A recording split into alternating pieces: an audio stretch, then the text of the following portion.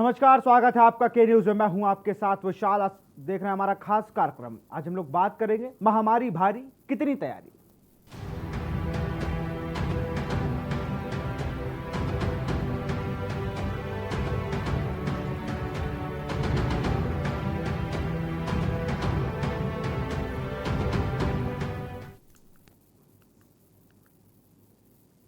उत्तराखंड में कोरोना का कहर बढ़ता जा रहा है। खास तौर पर देहरादून, हरिद्वार में हाल बेहाल है। और अगर बात करें हरिद्वार की स्वास्थ्य सुविधाओं की, तो उसकी पोल खुल रही है। यहां के सीएमओ का जवाब सुनकर कहा जा सकता है कि कोरोना काल में कैसा स्वास्थ्य राज्य में चल रहा है। आपको बता दें कि रुड़की के सिविल हॉस्पिटल में स्वास्थ्य विभाग की एक बड़ी लापरवाही सामने आई है, जहां कोरोना मरीजों को काफ़ी फजीहत झेलनी पड़ रही है। वहीं इस दौरान सीएमओ का अजीब गरीब बयान भी सामने आया है, जिसमें सुनकर आप सोचने पर मजबूर हो जाएंगे। देखिए इस रिपोर्ट में।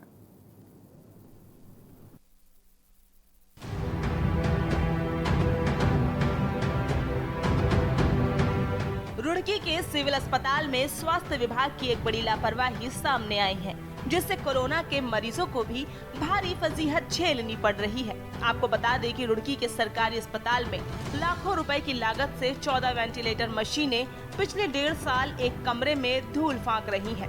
2020 में कोरोना काल के दौरान स्वास्थ्य विभाग ने कोरोना मरीजों के लिए वेंटिलेटर मशीनें खरीदी थी, लेकिन आज तक मशीनों का संचालन नहीं हो पाया है। सभी वेंटिलेटर मशीनें एक बंद कमरे में धूल फांक रही हैं। जहां एक तरफ पूरे देश में कोरोना की दूसरी लहर में कोरोना का कहर लगातार बढ़ता जा रहा है, साथ ही उत्तराखंड में भी लगातार मरीजों की संख्या में इजाफा होता जा रहा है और अस्पतालों में मरीजों को वेंटिलेटर न होने की वजह से कोविड संक्रमित मरीजों की मौत भी हो रही है।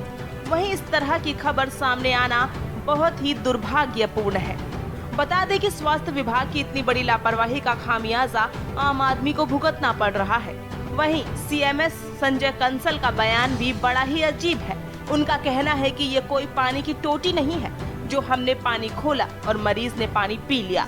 वेंटिलेटर मशीन चलाने के लिए उनके पास पर्याप्त स्टाफ नहीं है। साथ ही मशीन चलाने के लिए ऑक्सीजन की आवश्यकता होती है और अभी तक आईसीयू वार्ड भी नहीं बन पाया है, इसलिए वेंटिलेटर मशीन सुचारू नहीं हो पाई है। कोई पानी की टोटी नहीं है कि हमने खोल दिया, मरीज के आगे पानी पी लिया, पानी निकल गया, पानी पी लिया उसने। वेंटिलेटर चलाने के लिए पूरा उसका इंफ्रास्ट्रक्चर डेवलप करना पड़ता है। उसमें बहुत सारी चीज़ें चाहिए होती हैं। ऑक्सीजन चाहिए होता है। ऑक्सीजन जनरेशन प्लांट का हमारा लगातार वो चल रहा है काम, और बहुत जल्दी की हमें ऑक्सीजन जनरेशन प्लांट लगने वाला है। उसके लिए इतनी ऑक्सीजन चाहिए और उसके लिए पूरा इंफ्रास्ट्रक्चर चाहिए, पूरा हमें स्टाफ चाहिए, ट्रेंड स्टाफ चाहिए उसको चलाने के लिए। तो कोशिश लगातार चल रही है और भारत सरकार के द्वारा जिस कंपनी को कार्य दिया गया था उसके द्वारा कभी कार्य पूर्ण नहीं किया गया है और अभी भी मेरे द्वारा लगातार उनको बार बार बोला जा रहा है और उनको बहुत सख्ती से बोला जा रहा है कि जल्द से जल्द वो कार्य पूर्ण करके दें। अब देखने वाली बात यह है कि कब तक आईसीयू बनकर तैयार होता है और कोरोना के मरीजों को इसका लाभ मिल पाता भी है या नहीं। स्पेशल डेस्क रिपोर्ट के न्यूज इंडिया। सीएमओ साहब को आपने सुना, वो कह रहे हैं कोई पानी की टंकी नहीं है, लेकिन अगर आप उन पर सवाल उठाएंगे तो वो कह देंगे आपको पता ही नहीं। जिस तरह से उनके ये बेतुके बयान सामने आ रहे हैं, जिस काल में लोगों की आगे आकर मदद करनी चाहिए, स्वास्थ्य विभाग से बड़ी उम्मीदें होती हैं, लेकिन उत्तराखंड में अगर बात की जाए और रुड़की के सीएमओ की बात की जाए तो उन्हें शायद अभी भी कुछ एहसास नहीं है कि उत्तराखंड में कोरोना कितना भयावह रूप ले चुका है। हरिद्वार, देहरादून की हालत बस से बदतर हो चुके हैं। अस्पतालों में बेड नहीं है, लेकिन कहीं ना कहीं ऐसे सीएमओ ही सरकार की साख पर बट्टा लगा रहे हैं। लगातार लोग अफरा तफरी का माहौल बना देते हैं। लोगों को जब ऐसे वेंटिलेटर जिस टाइम यूज में आने चाहिए वो धूल फांक रहे हैं, उनको देखने वाला कोई नहीं।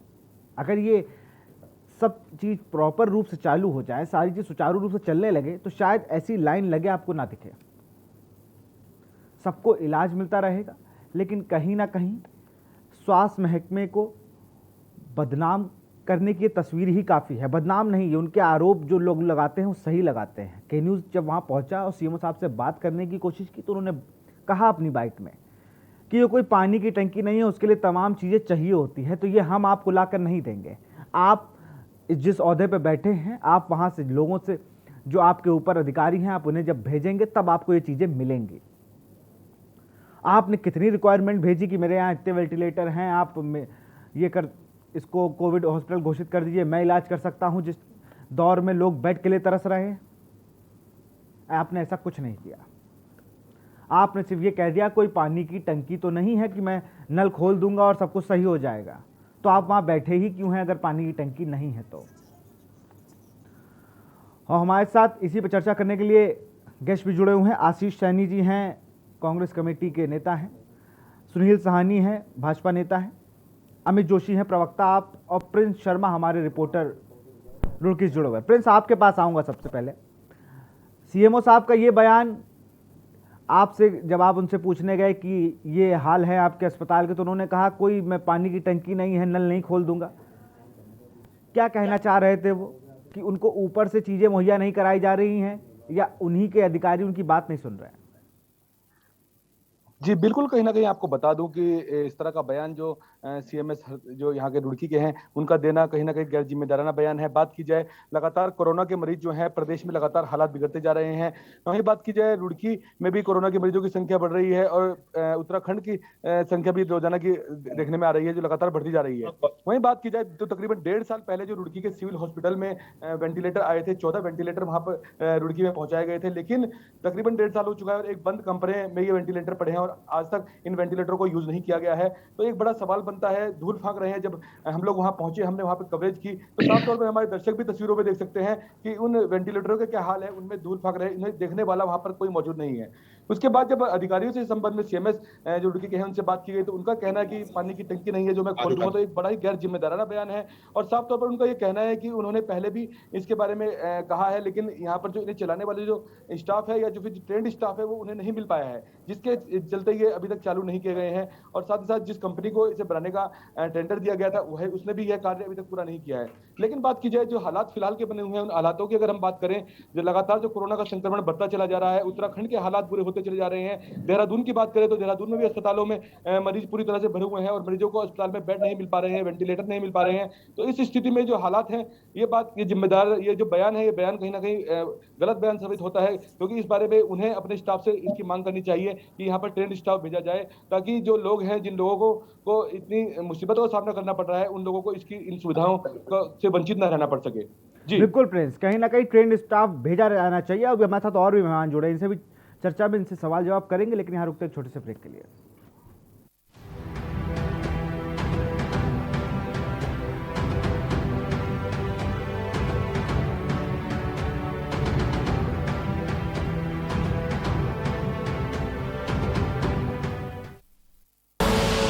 आप देख रहे हैं के न्यूज, खबरों का सारथी।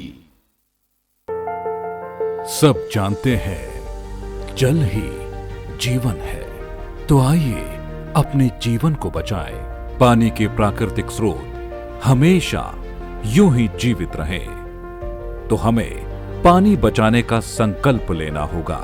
पानी की बूंद बूंद को संरक्षित करना होगा। पानी की एक बूंद को भी व्यर्थ नहीं बहने देना है। बारिश का पानी चाल खाल, तालाब और रिचार्ज टैंक्स बनाकर जमा करना होगा, ताकि इसका भूमिगत संचय हो सके। पीने के पानी का इस्तेमाल दूसरे कामों के लिए नहीं करना है। तीरथ सरकार 15 लाख से ज्यादा परिवारों को हर घर नल से जल योजना से जोड़ रही है। गांव में 1 रुपए और शहर में 100 रुपए में पानी का कनेक्शन। आज बचाएं जल, सुरक्षित बनाएं कल। नमस्कार। कोरोना फिर लौट आया है। इस बार युवाओं को ज्यादा खतरा है। दिल्ली में 65% केस 45 वर्ष से कम उम्र के लोगों के हैं। मजबूरी यह है कि युवाओं को घर से बाहर निकलना ही पड़ता है, क्योंकि उन्हें माता पिता और अपने बच्चों का ख्याल रखना है, घर के लिए पैसे का इंतजाम करना है। इस चक्कर में कुछ लापरवाही हो रही है। मैं अपने युवा भाई बहनों को कहना चाहता हूं कि कोरोना को लेकर बिल्कुल लापरवाही ना करें। मामूली लक्षण हो तो जांच जरूर कराएं। दिल्ली सरकार के अस्पतालों में टेस्ट बिल्कुल मुफ्त हो रहे हैं। और हाँ, 45 वर्ष से ज़्यादा उम्र के लोग वैक्सीन जरूर लगवाएं। हमने आपके लिए 24 घंटे सरकारी अस्पताल खोल दिए हैं। युवा अपनी जिम्मेदारी समझें। इस मुश्किल वक्त में उनके परिवार को सबसे ज़्यादा उनकी ज़रूरत है। दूरी बनाएं, हाथ सैनिटाइज करें और मास्क ज़रूर पहनें। पिछले 1 साल में 3 बार हम दिल्ली वालों ने कोरोना को हराया है, इस बार फिर हराएंगे। मैं और पूरी दिल्ली सरकार हर वक्त आपके साथ हैं। कोरोना हारेगा, हम जीतेंगे। जय हिंद।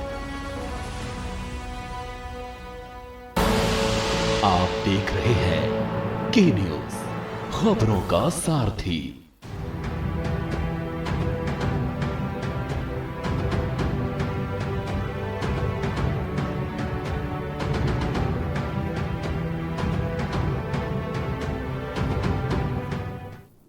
ब्रेक के बाद आपका स्वागत है। हम लोग चर्चा कर रहे थे, हम सुनील जी के पास चलते हैं। भाजपा से नेता हमारे साथ जुड़े हुए हैं। सर, सीएमएस साहब का आरोप है कि हमें ट्रेंड स्टाफ नहीं दिया गया। ऐसे कौन अधिकारी हैं जो इस आपदा में, इस काल में ऐसी हरकत कर रहे हैं? सीएमएस साहब इतने वेंटिलेटर लेके बैठे हैं, धूल खवा रहे हैं, लेकिन उनको कह रहे हैं कि हमें ट्रेंड स्टाफ दिया ही नहीं गया। जिस कंपनी का टेंडर था वो भी आधा ज्ञान दे के चला गया।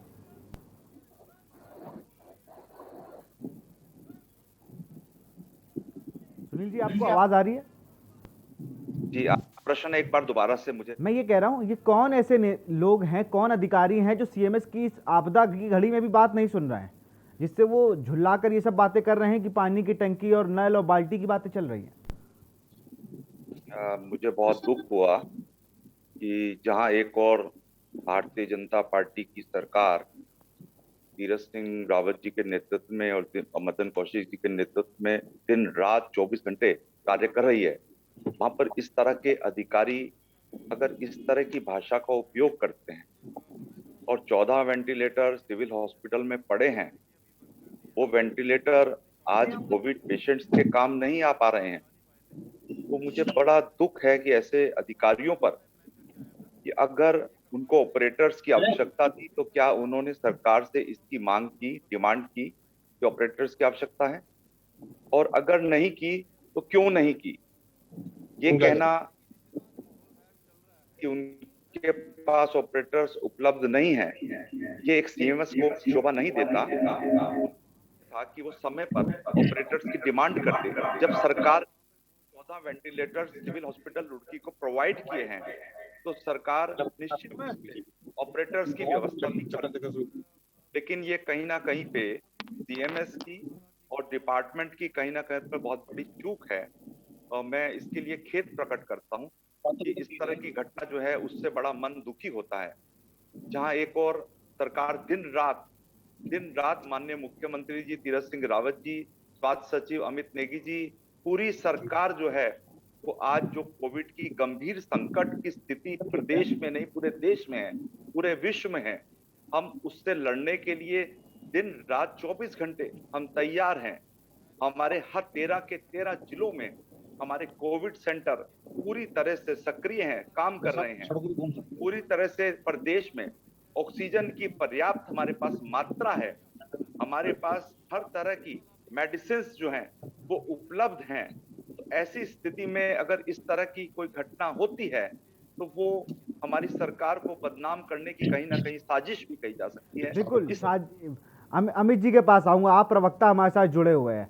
अमित जी, स्वास्थ्य का मुद्दा आपने दिल्ली में भी उठाया, यूपी में भी आप चुनाव लड़ रहे हैं, वहां पर भी आपने उठाया आपकी पार्टी ने, और अब उत्तराखंड में भी आपने अपनी पार्टी को बिल्ड किया है और स्वास्थ्य के मुद्दे पर ज्यादा जोर दिया है। और ये तस्वीरें आना कहीं ना कहीं आप लोग सरकार से सवाल सीधे कर सकते हैं। देखिए, मैं 2 बातें कहूंगा इस बारे में। पहली बात तो ये कि एक अगर ऐसा अधिकारी जो कि एक जिम्मेदाराना पोस्ट पे है, अगर वो इस तरह का गैर जिम्मेदारा बयान देता है तो तुरंत उसको बर्खास्त किया जाना चाहिए। देखिए, 2 बातें हैं। आप समझिए कि स्वास्थ्य सेवाएं जो हैं उत्तराखंड में, यहाँ पर जो फ्रंट लाइन जो वर्कर्स हैं हमारे, भले वो आंगनबाड़ी के लोग हैं, नर्सेज हैं, जो आपका पैरामेडिकल स्टाफ है, ये पिछले 1-1.5 साल से लगातार संघर्ष कर रहा है कोविड काल में भी, और बाकायदा अपने ऊपर खतरा लेकर के भी पूरा मानवता को बचाने के लिए, जान बचाने के लिए संघर्ष कर रहा है। लेकिन वहीं कहीं ना कहीं पर प्रशासन और प्रशासनिक अधिकारियों और सरकार का रवैया बिल्कुल निराशाजनक है। उसके साथ साथ मैं भारतीय जनता पार्टी की सरकार से एक सवाल पूछना चाहता हूं कि ये रुड़की कोई एक पहला मुजाहिरा नहीं है। आप पूरे पहाड़ में 13 जिलों में चले जाइए, हर जगह पे दर्जनों वेंटिलेटर्स 1.5 साल पहले खरीदे गए थे, धूल फांक रहे हैं। मैं अल्मोड़ा का निवासी हूं और बड़े तथ्य के साथ आपके सामने ये बात रखना चाहता हूं कि अल्मोड़ा शहर में 3 अस्पताल हैं जहां पर 42 वेंटिलेटर पिछले 1.5 साल से गोडाउन में बेड में जो अस्पताल गोदाम है वहां पर रख के सड़ रहे हैं।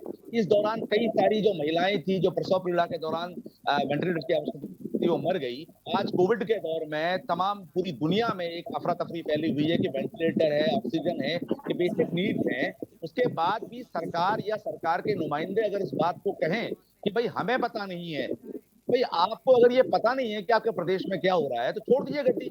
मतलब आपका तो मतलब एक तो पहले मियां बावरे थापर खाई भांग, एक तो अधिकारी वैसे ही यहाँ पर देख लिया आपने सीएम साहब का बयान, और उसके बाद सरकार के नुमाइंदे कहते हैं कि हमें पता नहीं है। उनको निवेदन करना चाहिए भाई सरकार की। अमित जी बिल्कुल सही कह रहे हैं आप, क्योंकि सरकार के पास उन्होंने कहा कि नहीं कि मुझे इतने लोग चाहिए, ट्रेंड लोग चाहिए।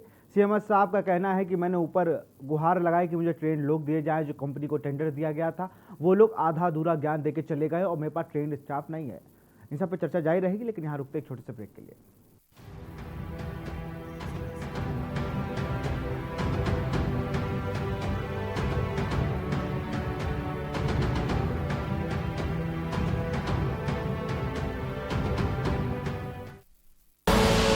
आप देख रहे हैं के न्यूज, खबरों का सारथी। आज पूरा विश्व कोविड-19 की लहर का सामना कर रहा है और इस लड़ाई में बचाव तथा सावधानी ही मुख्य हथियार है। कोरोना से बचने के लिए घर से बाहर निकलते समय चेहरे पर मास्क जरूरी है। समय समय पर हाथों को अच्छी तरह से धोएं। हमेशा 2 गज की दूरी का ध्यान रखें। उत्तराखंड सरकार आपकी सुरक्षा और सुखद स्वास्थ्य के लिए प्रतिबद्ध है। अपनी बारी आने पर कोविड-19 का टीका जरूर लगवाएं। ये पूरी तरह से सुरक्षित है। दवाई भी, कड़ाई भी, यही संकल्प हमें कोरोना से जीतने में सहायक होगा। सूचना एवं लोक संपर्क विभाग द्वारा जनहित में जारी। नमस्कार। कोरोना फिर लौट आया है। इस बार युवाओं को ज्यादा खतरा है। दिल्ली में 65% केस 45 वर्ष से कम उम्र के लोगों के हैं। मजबूरी यह है कि युवाओं को घर से बाहर निकलना ही पड़ता है, क्योंकि उन्हें माता पिता और अपने बच्चों का ख्याल रखना है, घर के लिए पैसे का इंतजाम करना है। इस चक्कर में कुछ लापरवाही हो रही है। मैं अपने युवा भाई बहनों को कहना चाहता हूं कि कोरोना को लेकर बिल्कुल लापरवाही ना करें। मामूली लक्षण हो तो जांच जरूर कराएं। दिल्ली सरकार के अस्पतालों में टेस्ट बिल्कुल मुफ्त हो रहे हैं। और हाँ, 45 वर्ष से ज़्यादा उम्र के लोग वैक्सीन जरूर लगवाएं। हमने आपके लिए 24 घंटे सरकारी अस्पताल खोल दिए हैं। युवा अपनी जिम्मेदारी समझें। इस मुश्किल वक्त में उनके परिवार को सबसे ज़्यादा उनकी ज़रूरत है। दूरी बनाएं, हाथ सैनिटाइज करें और मास्क ज़रूर पहनें। पिछले 1 साल में 3 बार हम दिल्ली वालों ने कोरोना को हराया है। इस बार फिर हराएंगे। मैं और पूरी दिल्ली सरकार हर वक्त आपके साथ हैं। कोरोना हारेगा, हम जीतेंगे। जय हिंद। आप देख रहे हैं के न्यूज, खबरों का सारथी।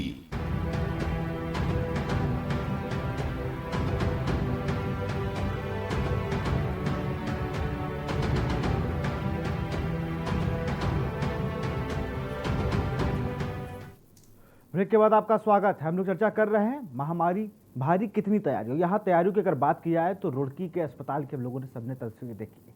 हमारे साथ कांग्रेस नेता आशीष सैनी जी जुड़े हुए हैं। आशीष जी, आप मुख्य विपक्ष में रहे, आपको कहीं ना कहीं इस आपदा के समय में सरकार से सवाल जवाब करने चाहिए। अगर सरकार अपना काम सही से नहीं कर रही है या अधिकारी नहीं कर रहे तो आप लोग कोई बढ़ चढ़ कर आगे आना चाहिए। आपके पास कोई विचार है तो वो सरकार को बताएं। हो सकता है आपके पास हमसे अच्छा कोई विचार हो। सुनील जी और अमित जी, आप लोग को थोड़ा सा मैं विराम देना चाहूंगा। आप 2 मिनट रुक जाइए, आशीष जी की भी बात सुन लेते हैं। आशीष जी, आपको आवाज आ रही है? सर हाँ, मेरी आवाज आ रही है। जरा इनका म्यूट कीजिए। नहीं अमित जी, आपके पास आऊंगा मैं। पहले आशीष जी की बात कंप्लीट हो जाने दीजिए। आशीष जी को बोल लेने दीजिए। आशीष जी। नहीं, मैं आपको बताना चाहता हूं कि देश में इस वक्त यही हालात चल रहे हैं। जैसे ही जोशी जी ने सरकार पर उंगली उठाने का काम किया, तो सानी जी ने सबसे पहले क्या बात कही है कि आपको सरकार के साथ आना चाहिए। जैसे हम सरकार की झूठी तारीफ कर रहे हैं, वैसे ही आप भी तारीफ कीजिए और परसेप्शन बनाइए, माहौल बनाइए कि सब ठीक है। यानी शमशान में लाश जलाने की जगह नहीं मिल रही और ये बड़ी बेशर्मी से अपनी सरकार के प्रचार कर रहे हैं।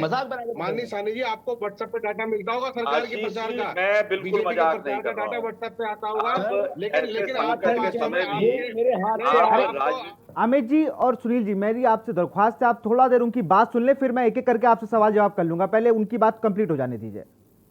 पूरे देश को जानते हैं कि समय में लूट करने में लगे हुए हैं। कोविड के समय में लूट के सारे तंत्र को लगते हैं। अंबानी अदानी की कमाई बढ़ रही है और देश का लोग मरने के लिए तैयार है। ये काला बाजारी का जो कार्य है, ये आप 70 सालों से आप कर रहे थे और आज देश में प्रधानमंत्री नरेंद्र मोदी जी के नेतृत्व में सरकार चल रही है। बिल्कुल, मैं आप प्रवक्ता और कांग्रेस दोनों लोगों से कहूंगा, मैं लोग पहले साहनी जी आप ही के पास आएंगे।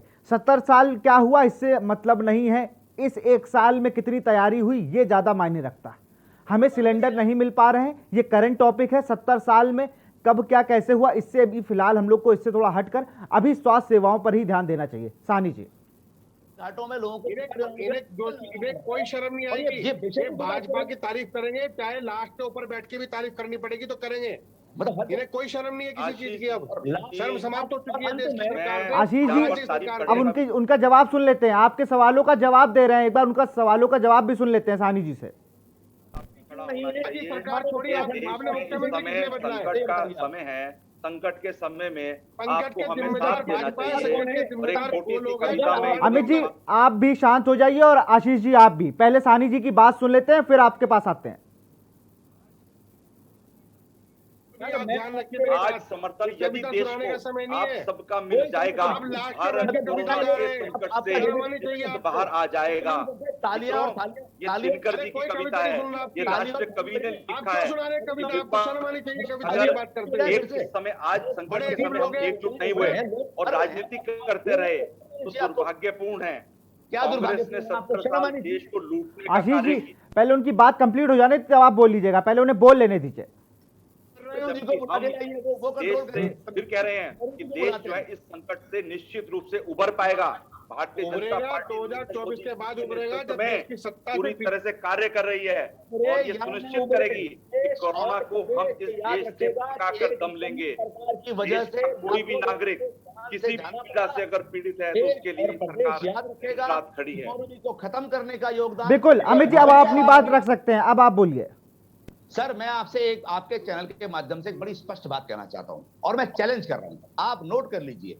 इस वर्तमान सरकार ने वेंटिलेटर का घोटाला किया है, वरना ऐसा कैसे होता कि 30 के 13 जिलों में कई सारे अस्पताल हैं, हर अस्पतालों में करीबन 30 वेंटिलेटर पड़े हुए हैं, 1.5 साल से वो आज चल नहीं रहे हैं। ये रिपोर्ट आई है कि वेंटिलेटर या तो घटिया खरीदे गए या फिर वो इस लायक के हैं कि वो कहीं ना कहीं पर उनको सस्ते दामों पर खरीदा गया है। आप इसकी जांच करवाइए, वरना 15 महीनों से अल्मोड़ा में पड़े हुए 42 वेंटिलेटर काम क्यों नहीं कर रहे हैं, वरना 15 महीनों से रुड़की में पड़े हुए 14 वेंटिलेटर काम क्यों नहीं कर रहे हैं। ये ड्रामा करते हैं कि इनके पास साफ नहीं है, ये कहते हैं सरकार दिखेगी, सरकार इनके लिए तो कविताएं पढ़ते रहो, इनकी तारीफ करते रहो, इनका बस का कुछ नहीं है। पूरा आपको याद रहो और 70 साल का गाना मत गाइए, 70 साल का गाना गाकर 2 बार देश की सत्ता सौंप चुकी है आपको देश की जनता। लेकिन आज आप कविता सुना रहे हैं, बड़ी शर्मनाक बात इस तरह की भाषा का इस्तेमाल मत कीजिए। आप लगेगा समय जो है सब लोग मिलजुल कर किस तरह से भाषा का इस्तेमाल भी ना करें, ये बड़ी शर्म की बात है। नहीं कर पा रहे हैं, हमारे टैक्स के पैसे से खरीदे गए वो वेंटिलेटर अगर आपके गोदामों में 15 महीनों से सड़ रहे हैं तो आपको, आपके प्रशासनिक अधिकारियों को, आपके डीएम को, आपके सीएम को डूब बनना चाहिए। क्या वो लेके जाएंगे आप लोगों के पास? लोग वहां सड़कों में मर रहे थे और आपके वेंटिलेटर गोदामों में सड़ रहे हैं, शर्म आनी चाहिए आपको। और उसके बाद आप कहते हैं कि हम थाली बजाएं, ताली बजाएं, मोदी जी की ये प्रार्थना करें, मतलब कोई तो मान्यवर आप ये जानने की आपको मालूम है कि ये वेंटिलेटर इसी भारतीय जनता पार्टी की सरकार ने उपलब्ध कराए हैं। अगर रुड़की में अल्मोड़ा की बात नहीं, क्योंकि अल्मोड़ा की मुझे जानकारी नहीं है, लेकिन रुड़की की जहाँ तक बात है, आपको जानकारी अल्मोड़ा ही नहीं, मैं बता रहा हूँ चमोली, मेरे पास आंकड़े हैं चमोली में वेंटिलेटर नहीं है, वहां पर पड़े हुए, पिथौरागढ़ में वेंटिलेटर पड़े हुए हैं, लेकिन हाँ ये आपका बागेश्वर में वेंटिलेटर पड़े हुए हैं, लेकिन वो गोदाम में सड़ रहे हैं। सर 15 महीने पहले आपने खरीदे, कोरोना कोई ऐसे तो नहीं आया कि नया आ गया, अचानक से मैं आ गया हूं जी करके। पिछले 1.5 साल से कोरोना चल रहा है, आपके वेंटिलेटर आपके अस्पतालों में सड़ रहे हैं सर। आपके नहीं, ये नहीं, ये पाप है सर, ये आपके एडमिनिस्ट्रेशन की कैपेबिलिटी खत्म है। और ये सरकार को अगर ये पता नहीं है और आपको सरकार के प्रवक्ता होने के नाते आपको पता नहीं है ना, तो सर ये वाकई में उत्तराखंड की जनता के लिए बहुत बड़ा छल है। सबसे पहले स्वास्थ्य मंत्री की इन्हें मालूम सब कुछ है, इनकी मजबूरी है चुपचाप रहना, इनको ठीक करवाइए, वरना ये ऐसा नहीं, ऐसा नहीं है। बिल्कुल अमित जी, एक बार उनकी बात भी सुन लेते हैं। सुनील जी अपनी बात पूरी करें। अगर वेंटिलेटर्स पड़े हैं तो वो इस्तेमाल होने चाहिए, मैं ये स्वीकार करता हूँ, मैं ये नहीं कह रहा हूँ सर। पूरे आप स्वीकार करते हैं तो मुख्यमंत्री के इस्तीफे अगर की पूरी मांग सरकार कीजिए, को कटघरे में खड़ा कर दें, क्यों नहीं, पूरे प्रदेश में नहीं है, वेंटिलेटर का विषय है, उससे सरकार की अच्छाइयों को छिपा दें। सर दून अस्पताल के अंदर आज की स्थिति यह है कि बाहर जो खड़ा हुआ पेशेंट है वो इस उम्मीद में खड़ा है कि अंदर अगर किसी कोई मरेगा तो मेरा बेड खाली होगा। सर आप इसको हल्के में मत लीजिए। और सबसे पहले तो जो सीएम जिसने ये बयान दिया है कि देखो समय की कमी है, आप सबका बहुत बहुत शुक्रिया चर्चा में शामिल होने के लिए। अगर हम लोग आज बात कर रहे थे महामारी भारी कितनी तैयारी, लगातार पहाड़ पर भी कोरोना अपना पैर पसार रहा है और कहीं ना कहीं लोगों से भी गलती हो रही है और प्रशासनिक अमले की अगर बात करें तो वहां पर भी खुल के गलतियां सामने आ रही हैं।